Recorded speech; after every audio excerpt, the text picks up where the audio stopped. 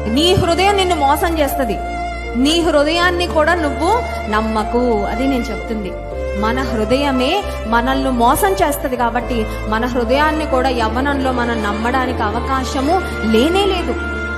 ఒకసారి ఒక యవ్వనస్తుడు ఒక అమ్మాయి దగ్గరకు వచ్చి చెప్పాడంట, నువ్వు నా విషయం ఏం టెన్షన్ పడక్కర్లేదు, చాలా మంచోడిని, నిన్ను ఒక అన్న కాపాడినట్టు నేను కాపాడతా, నీ మీద ఎవ్వడి కన్ను పడకుండా చూసే బాధ్యత నాదే, you can be confident about it అని చెప్పాడంట.